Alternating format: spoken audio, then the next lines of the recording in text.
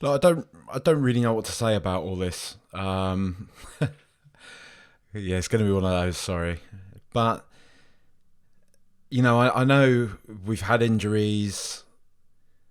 Everyone's tired. There's lots of yes, I get it. There's lots of reasons we fought back a bit in the second half, but at the same time, they haven't won away all season.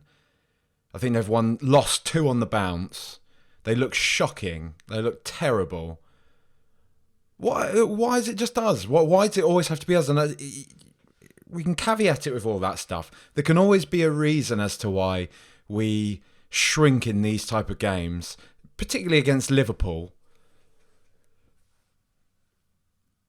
We can always give a reason. We always say, "Oh well, I was happy with how we came back in the second half." At the end of the day, I'm unhappy that Tottenham have lost, and I'm fucking unhappy that Tottenham have lost again to Liverpool. And sometimes with football, the emotional side of things overrides all the what if or well, have you considered type caveats. Sometimes I'm not interested in that, because we have to. It seems like we have to do that time after time after time in games like Liverpool. And at the moment, it feels even more galling just how dodgy they are. I mean, let's be honest, Liverpool are not a bad side. They have great players. They have just whatever. They have some bee in their bonnet with us. They always have done. We're always that team to them that represents some sort of boogeyman. But why is it always fucking us? Why are we that team to so many fucking teams? It's just so frustrating. And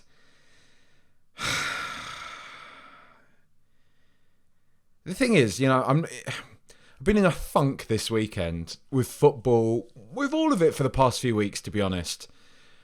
As you probably heard on here when I've been talking about it. So a lot of the way I feel today is pretty emblematic of just how I feel in general about football, about the state of affairs in the Premier League.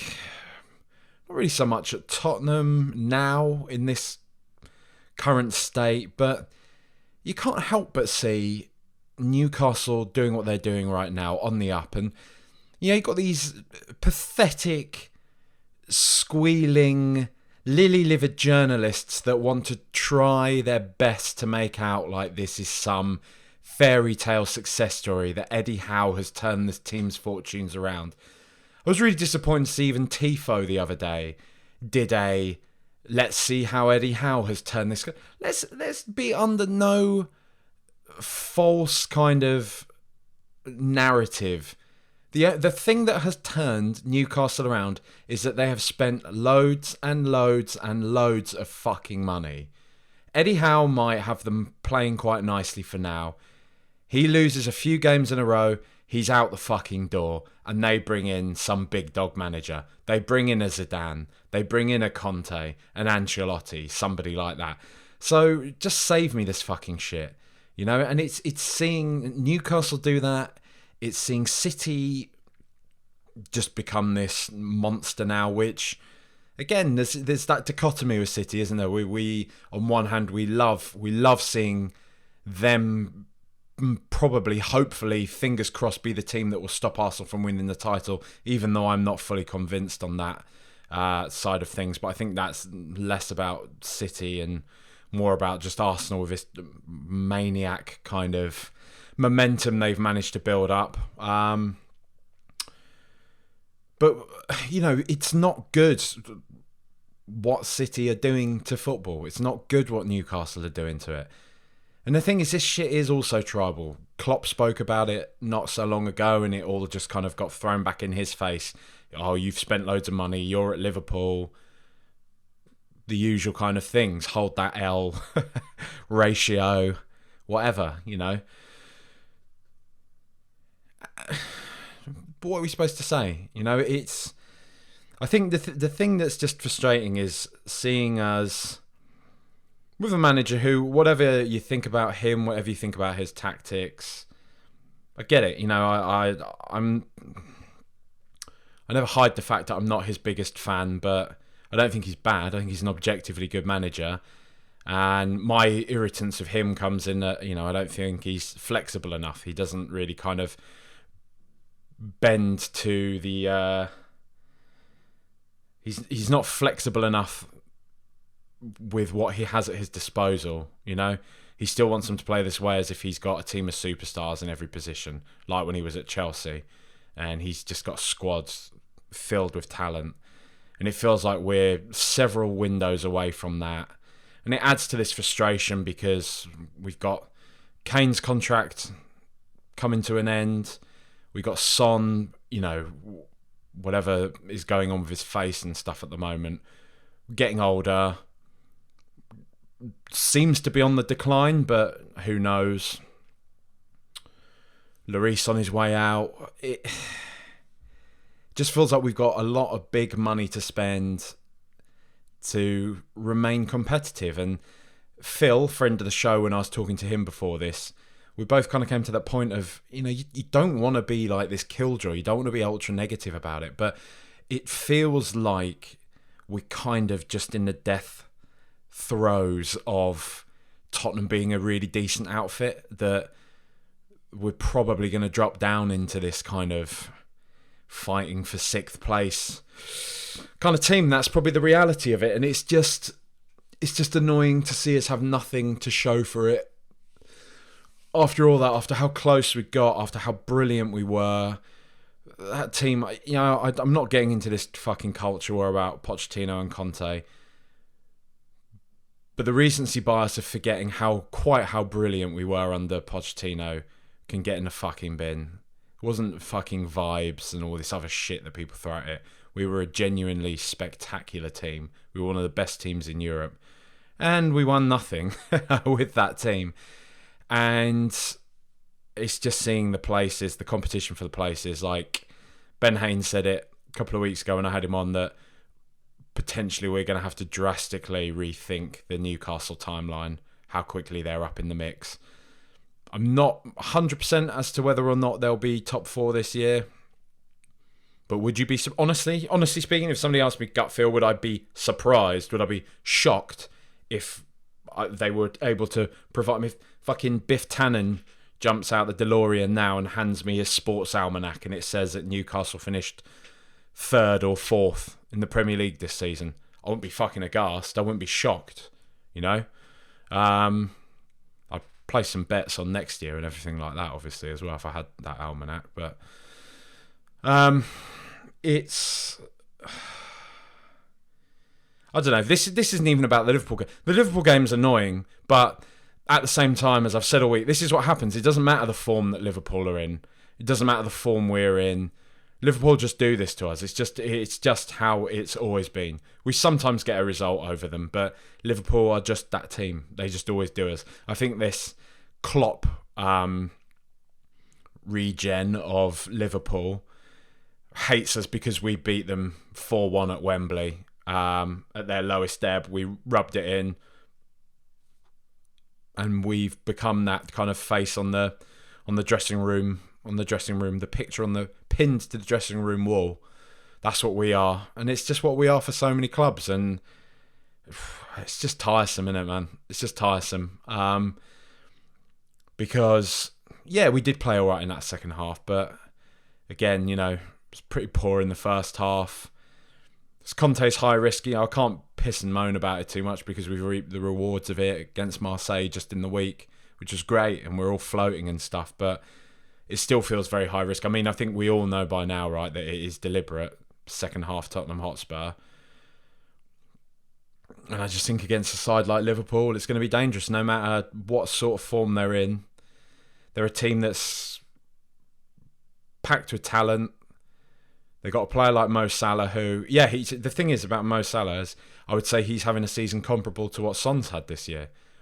But as Son can do, Mo Salah obviously can pop up with goals. Mo Salah is arguably I don't even know if it's arguable.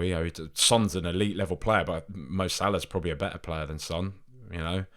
Probably reached a level sort of above what Son's been able to, and it's nothing on Son. But my point is that someone like Mo Salah, even if he's not in form, is a dangerous player. And You know, we felt that. We felt that today. Obviously, one of those was just a catastrophic, error from Eric Dyer, which we'll get onto. But it's just frustrating, isn't it? It's just frustrating that it's turned out this way again. And it's the thing that's frustrating about it is it's so unsurprising. It's so unsurprising that we are talking about another defeat to Liverpool, that we are their first away win of the season. We are. And it might annoy us. It might annoy us to talk about Dr. Tottenham and Spursy and all this type of thing. And, yep, all right, we fight to the end in Europe. I said that myself on the pod after Marseille. But there is something that we need to... I don't know what it is, this underbelly that we have, because there are examples of this. Like, why are we Liverpool's first away win of the season? Why is that? And again, I'm as I say that, I'm in my own head saying, it's much the same way as I say why Spurs never really managed to get cups across the line, and other teams sort of managed to. Why have Leicester won an FA Cup but Spurs haven't? I just think teams raise their games against Spurs.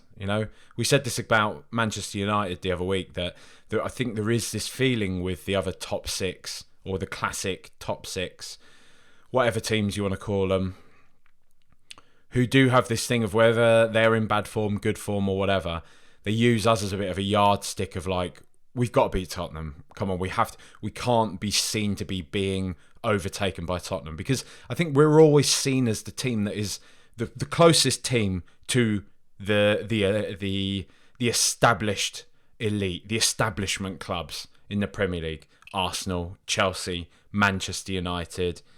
Not really Man City still. It's a weird one with them. Liverpool.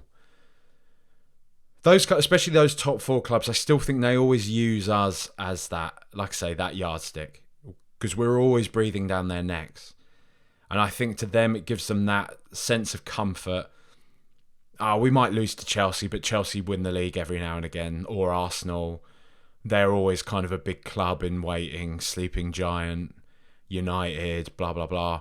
But with Spurs, we're still that pretender. We're still waiting to get our hands on that, the fucking league, or Champions League, or even an FA Cup for the first time in a very long time, And so I think they always want to, it's just this weird kind of punching down type thing. I don't think it's the cleanest kind of metaphor, but just this weird sense of wanting to stop us from doing it, because they feel that it's a reflection upon them.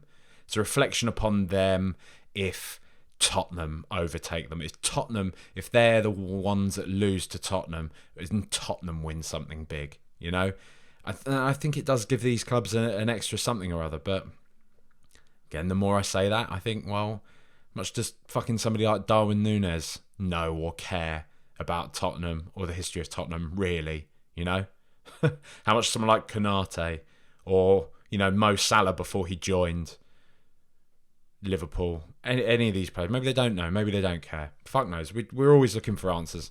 Nobody's got answers. Anybody that pretends that they've got all the answers on Twitter or wherever, they don't. Nobody knows fuck all, really, about anything. Nobody even knows why we're here. Nobody knows where we go after we die. Nobody knows where we were before we were born. And nobody knows why Tottenham fucking Hotspur can't just beat fucking Liverpool once in a fucking while. Hugo Lloris, fine game, alright, but it's fucking kicking, man. I don't know. Do you know the thing is mad? Honestly, the thing is mad, and people say you sound deluded or any other thing. Hugo Lloris is one of those professional footballers, elite level, high level professional footballers, where when he's kicking the ball, and I'm by no means a fantastic footballer, right? I'm all right. I was decent at a set piece, right? That's what I was quite good at. Where I look at his kicking sometimes, and I genuinely do think, I could probably do better than that. and it's weird. And I'm not some deluded. I think I'm class at a football person. I think I'm terrible at football. I haven't actually even played football in years now, and I still sort of look at it. And I think, well, if my literal job was training, having a nutritionist, having world-class coaches and stuff, maximize my kind of physical, technical capability, I'd definitely be able to kick better than them. Now, as an overweight man that speaks into a microphone and edits videos for a living, I think I could probably kick better than him, say, at least 50% of the time. I mean that, right? You can scoff all you want.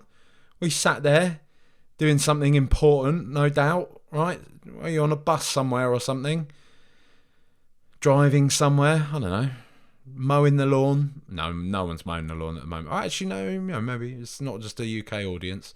If you are in a country where you still mow the lawn, I apologise. I will check my non-having to mow lawn privilege. I apologise. It's or whatever.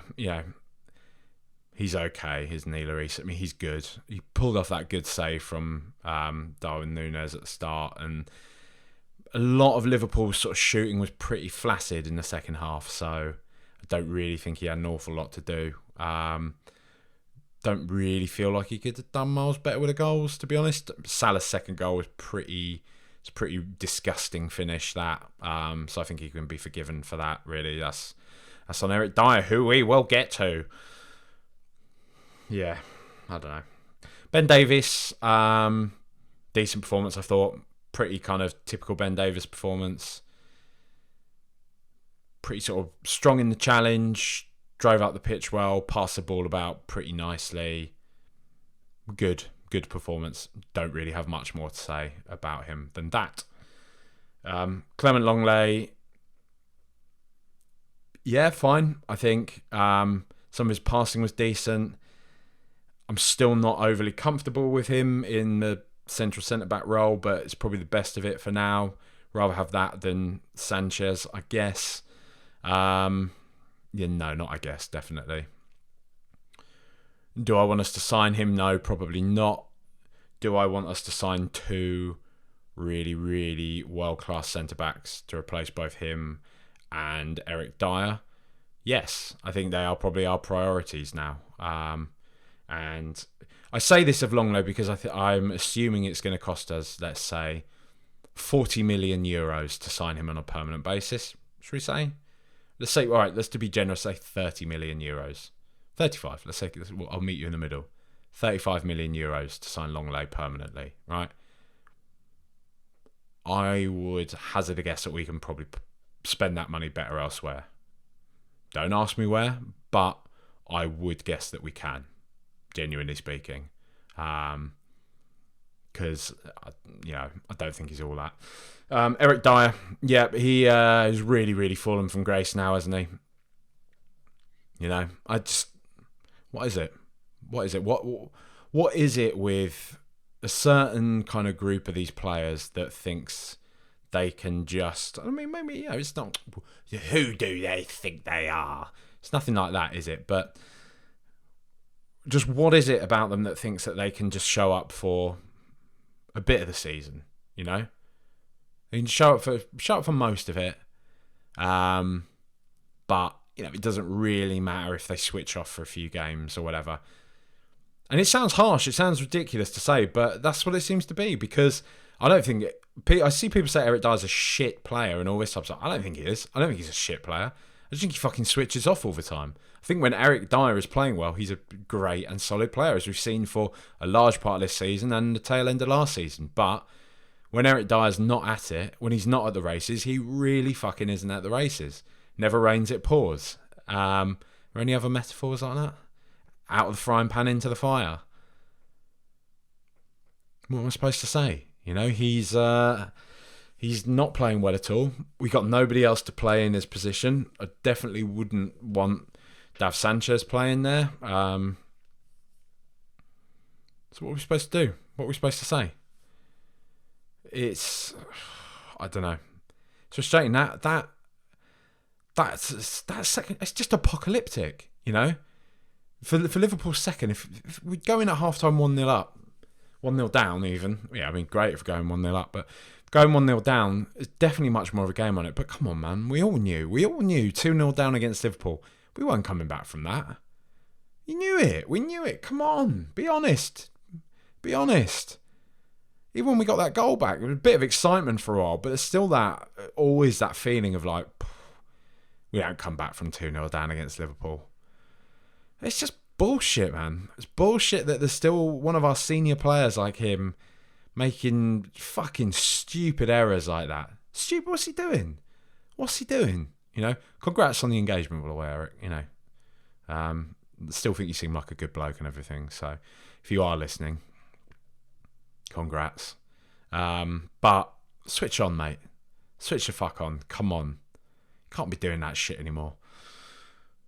Ryan Sessegnon, you know, just ain't it, is he, man? Like, I'm at that point now. I've tried to be kind to the lad. I've tried to look for the best, hope for the best, but it's just not happening. Just don't see enough. I think he was better in the second half. For a brief while, but still, it's clutching at straws. Put him and Emerson into... I mean, that to me, it is, to be honest, it's the centre-backs and it's those fucking wing-backs. The wing-backs we desperately need big money spent in those positions. Desperately. You know, Destiny Udogie, might be great, but he's young as well. How the fuck... You know, I've still got that sneaking suspicion. I was talking about this on Twitter the other day. I've still got the sneaking suspicion that somebody like Destiny comes in and Conte does what he's done with Jed Spence. You know, he doesn't want to risk playing this young player. Doesn't matter how good he's been in the Serie A. He's not up to speed with Conte's methods. Blah, blah, blah, blah, blah. All the shit that we know. So there's every chance that he just sits on the bench or in the reserves next year. So right now as a priority, January, if we are spending money, get some wing-backs, man, because Sessegnon was not good today. And Emerson Royale, look, I feel for the guy's getting booed in the stadium. That's brutal. You know, it's brutal. If you think, just imagine that on a human level, it is brutal. It's horrible. But the guy should have been... Conte has to fucking take some accountability for this. What was he doing on the pitch still? What was he doing? Every single thing that went to him or went through him ended. He killed every single one of our attacks constantly, as he does. Great, he came on and had a good second half against Marseille or whatever it was. Fine. Maybe we can use him in that way. But awful today. Really, like, genuinely, I felt I actually felt like personally offended by that performance today. It was unacceptable. It was an unacceptable performance from a supposedly top level footballer. A man who is paid handsome. A man who, like, just, yeah, carried with him as he does. I know. The thing is, I want to start ranting about this stuff, and then I'm always like, what am I ranting about? His price that we've paid millions of pounds for him, and he doesn't choose that, does he? Like, he's just part of the fucking system that decides that players should get traded about like fucking pieces of meat for, you know, monetary value and whatever. It's not his fucking fault. I hate when I start. You only catch yourself when you start ranting about shit like that. Come on, right, shut up. But at the same time, guy's shit. You know, he's shit. He is. Right. We don't need to keep dressing up, do we? He's shit. He's bang average. He's Wolves. You know. He's a Wolves player. Just not good enough. Not good enough at all. Højbjerg, full of endeavour, full of running, typical Højbjerg performance. His productivity wasn't great, and I think he looked a little bit tired, but it was a good performance. I thought he tried his best today. Don't have much more to say on him than that.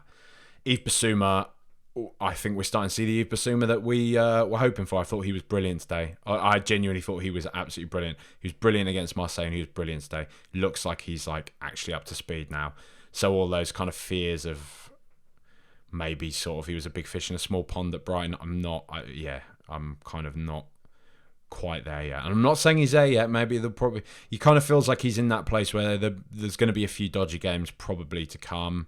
But he's starting to look like the player that we thought we were getting. And by all means, I don't think he's the finished product yet. I don't think his passing is always the best. I don't think his kind of his reading of the game in an attacking sense is quite there yet.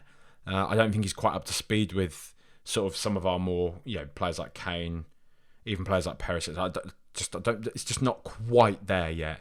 But in terms of his defensive output, I think he's great. I think he shackled sort of Liverpool's midfield pretty well. I thought he had a good battle going on with Thiago for most of the game. I think he's a great player. I think he's really good. I'm really happy we got him. Not there yet, like I say, but he's getting there. Bentancur, another guy. I thought he was great today. He had that one, I think he had one dodgy cross or something like that, but still, his movement, the way he carries the ball, the way he sort of shields possession, he's a fantastic footballer. Don't have much more to say than that. Even Perisic, I saw a bit of outcry about him starting up top today. I wasn't that against it, I didn't hate it. I didn't hate the idea of him being played sort of in an advanced role, and I didn't hate the reality of it. Yeah, we didn't really press Liverpool as much as we maybe could. Sort of capitalise on opportunities that balls that could be played through and everything like that. But I thought it was decent. I'd rather have him up there than Lucas. And I saw Harry Brooks tweeting something about him saying that Perisic's performance is why, even though people don't like it, we need to have Moura up top in those situations. But I don't agree. I don't agree. I don't think Moura's the Moura that we see now is nothing. There's nothing there. He's not capable of leading the line. And I'm happier having a roll of the dice and seeing Perisic sort of deployed in a more advanced role. I think we learned something more from that, personally speaking, than just let's just stick Lucas Moura there because he can maybe run around a bit. Let's end this Moura shit now. Harry Kane, majestic finish, instinctive as well. That's sort of Kane at his very best. He's very most ruthless. Got the ball, one touch, bang. Absolute perfection. Thought he had a pretty decent game as well, all round. Tried his best, especially in the second half. Picking balls about, trying to get on the end of stuff. Decent. Matt Doherty, when he came on, it was fine. Don't really think there's enough time for him to make a massive impact there. I do quite like seeing him play there, but whatevs. Kulusevski's the one I want to talk about. I just start him. Just start him against Leeds. He lifts the whole team when he's on the pitch. I don't know if it's just his. No, it's not just. I'm saying I don't think it's just his ability. I think it's his aura as well. He's just a player that inspires kind of belief in the rest of the players around him. His movement, his passing. He's just a cut above. He's a truly exceptional footballer. And, talking about kind of this bleak future when Kane and Son go, you do have to remember we got players like him. Hopefully we can hold on to him, and hopefully we build our team around him, or at least make sure that he is a major part. Give him a massive fucking contract. Give him a massive long-term contract. Make it known that he is one of the most important players at the club. Get him in all the promos. get big fucking pictures of him on the club shop, on the side of the stadium, on the screens, wherever. Whenever we're selling fucking anything, any of our stupid commercial partnerships, make sure his face is on everything. Make him feel like he is one of the fucking star attractions at this football club. Do everything we can to hold on to him, because he is a truly, truly spectacular player, and one that we have to hold on to, because of his age, because of his ability. He's another superstar, and he can ease the pain, both kind of emotionally and just on the pitch, when Kane and Son do go on, because they are not going to be here forever. I keep bleating on about this, but it's true. They are not going to be here forever. It isn't going to be much longer, and we need to start thinking about a reality in which we don't have those two. And players like Kulusevski go a long way to bridging that gap, to making us a great team again. Make Tottenham great again. Fucking hell. Going full fucking Donald Trump at the end of this podcast. That's it. That's what happened to me. You know, that's it. My head's gone. You know, game's gone, head's gone, all of it. Make Tottenham great again. Fuck's sake, man. Yeah, you know, it's just annoying. It's annoying again to lose to Liverpool. It just is. And it's annoying with, just like I say, in the context of football in general at the moment. It's disgusting seeing Arsenal doing what they're doing. You know, they're a proper team now. Sorry, they're a proper team that's backed Arteta, have believed in his vision, given him the money that he's needed to realise whatever this is. And here we are on our knees hoping for a fucking entity like Manchester City that is genuinely ruining football to beat them, because we don't want our... That's how we debase ourselves, because we don't want our rivals to win. We want the bad thing, the worst thing in football, to win instead. And if it's not them, Newcastle. And let's not pretend. Let's not pretend that we wouldn't still be fucking cheering on Newcastle. We can say all this stuff. I fucking had a pop at a Newcastle fan the other day. To be right, my pop at the Newcastle fan is he made this point that there was some sort of moral dilemma supporting England with a thug like Harry Kane playing for them. And I was just like, but you got no problem supporting Newcastle while your owners are chopping people's heads off. Feels relevant. And obviously I got all the, that's not relevant, we're allowed to talk about football. I'm not saying don't support your club, just recognise the hypocrisy and making out like there's a fucking... Just give your head a wobble. If you think Harry Kane playing for England makes it a moral difficulty, a moral quandary, to fuck off, basically. But with that said, we'd all be fucking supporting you. If it was Newcastle in the title race against Arsenal, we'd all be supporting Newcastle. We're all fucking supporting Newcastle last season. What am I talking about? When it came to them having to beat Arsenal for us to get top 4. So we're all fucking hypocrites. We all have to realise this. We all have to recognise this. But it's shit. It's fucking miserable that this is what football is now. This is what it is. I mean, Arsenal winning something is miserable. That can happen. Arsenal are a good football team. They always have been. You know, Arsenal can win the league. That doesn't paint this bleak, dystopian kind of image of... Well, it does in a way, doesn't it? But you know what I mean, in a different way. But Arsenal being good isn't a... Look, I'm going to stop trying to make a case for Arsenal winning stuff being good, all right? All I'm saying is football is quite shit, and I think it's exacerbated by the fact we've got this World Cup coming up, and I realise our feelings on this are the thin end of a wedge of a World Cup when thousands of... It's a stretch to even call them migrant workers now. Let's just say slaves. Genuinely, I've died building a fucking football tournament, and we feel... I'll stop speaking on behalf of everybody else. I feel sad because I haven't got to have the World Cup in summer nice hot summer evenings in between seasons, as we've always known the World Cup to be. We have to have this weird thing where it breaks up our season and we watch it in winter and I'm all for, I don't have this Eurocentric view on football. I'm all for this kind of idea of football being played all over the world and everything like that. Of course, obviously, very big of me. I know, wow. But Qatar's not a football country, is it? It never has been. We don't need to pretend that it is. Like, I don't think it's problematic to say that. Maybe it is. Tell me if I'm wrong. But,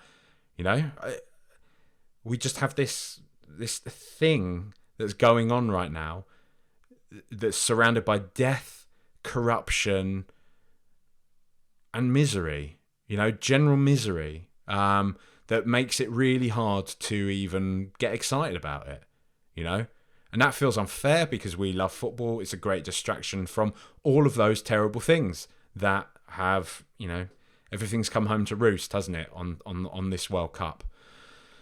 And, it's we see it in our domestic game. We see it now all across Europe. PSG, Red Bull, Chelsea, whoever else, it's game's gone, it has done. So yeah, it's annoying that we've lost to Liverpool, but it's annoying that just football is the way that it is. And really, you're probably looking at it now that sooner or later, Spurs are going to be in that position where we sell to somebody reprehensible and then we can compete and win big things, and we have to face up to that. We have to sort of take that on the chin. Or we don't, and we try our best to support a fucking non-league team or something like that. Or it just status quo continues as it is. Now I'm thinking of Status Quo the band, but it continues the way it is. Daniel Levy in charge, ENIC sort of in the background, various other investments, and we try our best to have a run in the Champions League. Maybe kind of come close in the domestic honours every now and again, but it looks like it's kind of fading further and further away, doesn't it? It feels, when you watch those space films, Gravity, things like that, those horrible moments when the astronauts, you always know it's coming in one of these outer space films, when the astronaut has to do some sort of a spacewalk where a bit of meteorite has gone through one of the power cells or the outer cabin or whatever thing that the writer makes up. And so the astronaut has to do a spacewalk across to fix the hole. And for whatever reason, they have to unhitch themselves and go kind of freestyle out into space. It's kind of like, Tottenham, we built the stadium and now we're trying our best. We're sort of floating, not even from the stadium, from the whole ENIC, from the beginning of it, trying to sort of punch with everybody else in the Premier League, building and building and building, getting closer and closer and closer. And it just feels like the past few years we've had to cut the rope and we're kind of sailing towards the outer cabin or the fuel cell or whatever it is that we're trying to repair. We've just missed it. And we're just floating out into the darkness of space, and there's nothing stopping it, and we just can see ourselves getting further and further and further away from the goal. And it's not even our own fault, it's just nature, it's just gravity, it's just what happens. Yeah, that was really wanky, and I don't really know where that was going. That wasn't pre-planned or anything. It wasn't pre-scripted. There was a point in there somewhere. All right, just fucking, you know the drill by now. I'll leave that one there because this isn't a particularly. I doubt anybody wants to hear this type of stuff at the moment. But soz, folks, I don't have much more for you at the moment. I'm not feeling that optimistic about football. As you go, can you tell? So let's leave that one there. Big thanks to everybody that's supporting the show via the Buy Me a Coffee website thing. Link in bio on the Twitter page. Please do, as ever, thank you everybody who is leaving ratings, who is leaving reviews, who is sharing the tweets, like retweeting and stuff like that. Posting it to Reddit. I've seen that that's been done, so thank you. Reddit's a weird one, man. I posted when I did Spurs wipe. I made an. I don't really use Reddit, and I made an account just to be like, hey everyone, lockdown's shit, but I made this thing, Coys, for our Coys, and it got deleted, and then I got like a not permaban, but I got like a not like a I don't know, like a temp ban or something for a bit, and I got a message from the admin being like, this isn't a space for you to advertise your own stuff, and I was like, well, I'm not some fucking. It really pissed me off. I didn't reply, but like it was one of those things where I was really like, who the fuck do they think they are? What the fuck? I'm just some fucking independent creator. I'm not some fucking conglomerate, am I? I'm not going in there saying, hey folks, watch this video for the chance to win a fucking Rolex, am I? It's just a fucking stupid video I made in the mania of lockdown. Thought it might cheer people up a bit, and they deleted it. And then fucking gave me like a temporary fucking posting ban or something like that. I can't remember. I can't exactly remember what it was. It was something that really pissed me off. But I think Nathan A. Clark posted it actually after that. So cheers, Nathan. But yeah, please do. Yeah, just share the tweets, share the pod wherever you can. Much love. Appreciate it. There'll be a show this week at some point. Might not be tomorrow, but at some point this week, I'll put a Tottenham Hotspur podcast out.